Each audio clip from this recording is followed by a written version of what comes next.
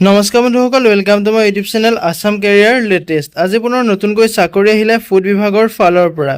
মুঠ ৩৫,৮০০ পোষ্ট মুকলি হৈছে। গ্ৰেড 3 গ্ৰেড 4 লেভেলৰ পোষ্টসমূহ মুকলি হৈছে। যদি আপুনি এই পোষ্টসমূহৰ প্ৰতি ইণ্টাৰেষ্টেড হয়, এলিজিবল হয়, আবেদন কৰিব বিচাৰে, তেনেহ'লে আবেদনসমূহ কৰি ল'ব পাৰিব। ভিডিঅ' ডেছক্ৰিপশ্যনতে মই আবেদনৰ লিংক দিছোঁ, তাতে গৈ আপোনালোকে আবেদনসমূহ কৰি ল'ব পাৰিব। যিহেতু ফুড বিভাগৰ ফালৰ পৰা ৩৫,৮০০ বহুখিনি পোষ্ট মুকলি হৈছে। গ্ৰেড 3 গ্ৰেড 4 লেভেলৰ পোষ্টসমূহ মুকলি হৈছে।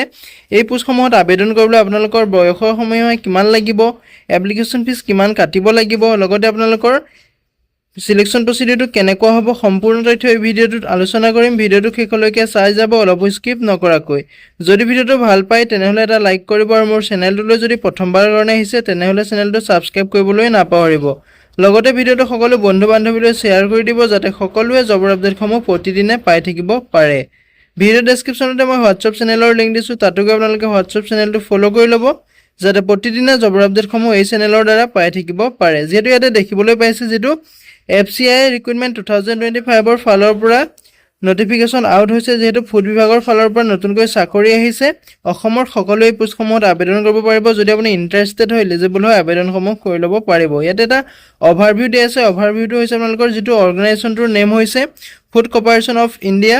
FCI ফালৰ পৰা যিহেতু পোষ্টসমূহ মুকলি হৈছে, পোষ্টসমূহ হৈছে আপোনালোকৰ food safety officer, food assistant, food inspector, computer operator, assistant, clerk, helper, peon, এই ধৰণৰ আপুনি পোষ্টসমূহ দেখিবলৈ পাব। যিহেতু মই কৈছোঁ এই গ্ৰেড 3 গ্ৰেড 4 লেভেলৰ পোষ্টসমূহ মুকলি হৈছে। যদি আপুনি পোষ্টসমূহৰ প্ৰতি ইণ্টাৰেষ্টেড হয়, এলিজিবল হয়, আবেদনসমূহ কৰি ল'ব পাৰিব। টোটেল পোষ্ট যিহেতু ৩৫,৮০০ পোষ্ট মুকলি হৈছে।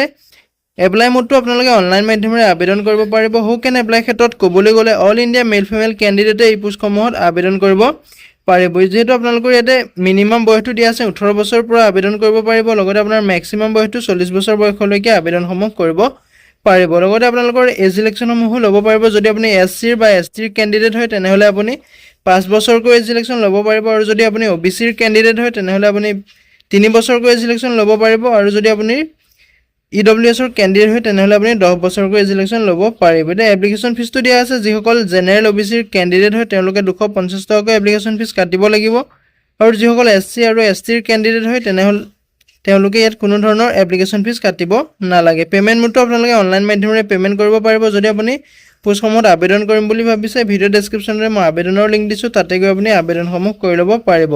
এডুকেশ্যন কোৱালিফিকেশ্যনৰ ক্ষেত্ৰত ক'বলৈ গ'লে ইয়াতে আপোনালোকৰ 10 পাছ, 12 পাছ আৰু গ্ৰেজুৱেশ্যন কৰিলে আপুনি পোষ্টসমূহত আবেদন কৰিবলৈ এলিজিবল হ'ব।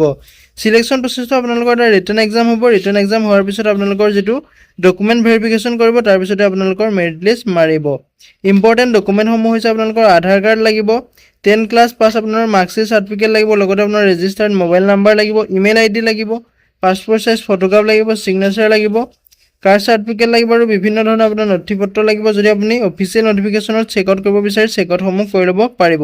ভিডিঅ' ডেছক্ৰিপশ্যনতে মই আবেদন কৰাৰ লিংক দিছোঁ, তাতে গৈ আপুনি আবেদনসমূহ কৰি ল'ব পাৰিব। যদি আপুনি পোষ্টসমূহৰ প্ৰতি ইণ্টাৰেষ্টেড হয়, এলিজিবল হয়, আবেদনসমূহ কৰি ল'ব পাৰিব। এইটো কোনো অসম চৰকাৰৰ চাকৰি নহয়, যিটো চেণ্ট্ৰেল গভৰ্ণমেণ্টৰ জব হয়। ভাৰতৰ সকলো পুৰুষ মহিলাই এই পোষ্টত আবেদন কৰিব পাৰিব। যদি আপুনি ইণ্টাৰেষ্টেড হয়, এলিজিবল হয়, পোষ্টটোৰ প্ৰতি আবেদনসমূহ কৰি ল'ব পাৰিব। আজিলৈ ভিডিঅ'টো ইমানেই আছিলে। যদি ভিডিঅ'টো চাই ভাল পালে এটা লাইক কৰিব, আৰু মোৰ চেনেলটোলৈ যদি প্ৰথমবাৰৰ কাৰণে আহিছে তেনেহ'লে চেনেলটো ছাবস্ক্ৰাইব কৰিবলৈ নাপাহৰিব। লগতে ভিডিঅ' ডেছক্ৰিপশ্যনত মই হোৱাটছআপ চেনেলৰ লিংক দিছোঁ, তাতো গৈ আপোনালোকে হোৱাটছআপ চেনেলটো ফ'ল' কৰি ল'ব, যাতে প্ৰতিদিনে জবৰ আপডেটসমূহ এই চেনেলৰ দ্বাৰা পাই থাকিব পাৰে। জয় হিন্দ, জয় অসম।